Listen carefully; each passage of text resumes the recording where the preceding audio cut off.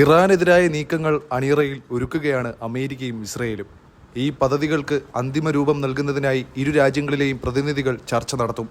ഇതിനായി ഇസ്രയേൽ പ്രതിനിധി അടുത്ത ആഴ്ച തന്നെ വൈറ്റ് ഹൗസ് സന്ദർശിക്കുമെന്നാണ് ഏറ്റവും പുതിയ വാർത്ത.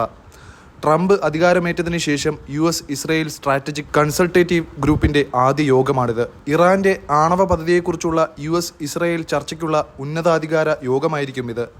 നെതന്യാഹുവിന്റെ ഉപദേഷ്ടാവും യുദ്ധകാര്യമന്ത്രിയുമായ റോൺ ഡെർമറും ദേശീയ സുരക്ഷാ ഉപദേഷ്ടാവ് സാച്ചി ഹാനക്ബിയുമായിരിക്കും ഇസ്രായേൽ പ്രതിനിധി സംഘത്തെ നയിക്കുക.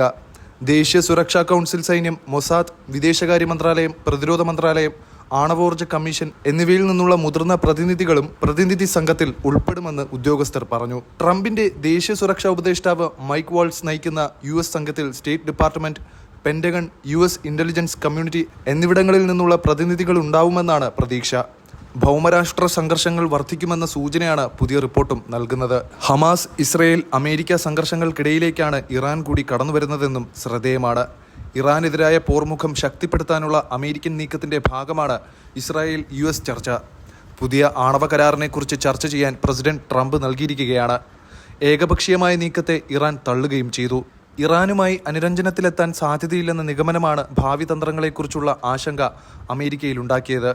ഒരു കരാറിലെത്താൻ കഴിഞ്ഞില്ലെങ്കിൽ ഇറാന്റെ ആണവ പദ്ധതിയിൽ സൈനിക ആക്രമണങ്ങൾ നടത്തുകയാണ് അമേരിക്കയുടെ ലക്ഷ്യം. കാര്യങ്ങൾ സൈനിക ശക്തിയിലേക്ക് നീങ്ങുകയാണെങ്കിൽ സംയുക്ത നടപടി വേണം. ഇതായിരിക്കും വൈറ്റ് ഹൗസ് കൂടിക്കാഴ്ചയുടെ അജണ്ടയെന്നാണ് ഇസ്രയേൽ മാധ്യമങ്ങൾ പറയുന്നത്. പക്ഷേ ഇറാനെതിരായ ആക്രമണത്തിൽ ഇസ്രയേലിന് ഇതുവരെ തീരുമാനമെടുക്കാനായിട്ടില്ല. ആക്രമണത്തിന്റെ സ്വഭാവം ഏത് രീതിയിലാക്കണമെന്നതിൽ യുദ്ധകാല ക്യാബിനറ്റിൽ തീരുമാനമായില്ലെന്നും അവർ വ്യക്തമാക്കുന്നു.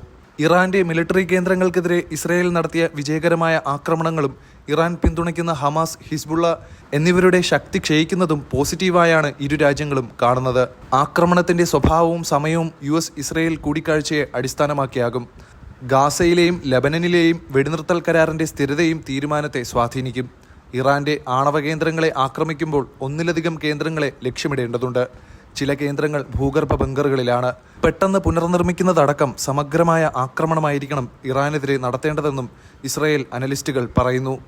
ഇറാന്റെ ആണവ കേന്ദ്രങ്ങളുടെ സങ്കീർണത കണക്കിലെടുക്കുമ്പോൾ US സൈനിക പിന്തുണ ആവശ്യമാണെന്നും സൈനിക വിദഗ്ധർ പറയുന്നു. അതേസമയം ഇറാനും തയ്യാറെടുപ്പിലാണെന്നാണ് മിഡിൽ ഈസ്റ്റിൽ നിന്നുള്ള റിപ്പോർട്ട്. ഇസ്രായേലിനെ തങ്ങൾ ആക്രമിക്കുന്നത് ആദ്യം തന്നെ തടയാൻ ഇസ്രായേലുമായി ചേർന്ന് അമേരിക്ക ആക്രമണം നടത്താനുള്ള സാധ്യത ഇറാനിയൻ സേനയായ ദി റവല്യൂഷണറി ഗാർഡും കണക്കുകൂട്ടുന്നുണ്ട്.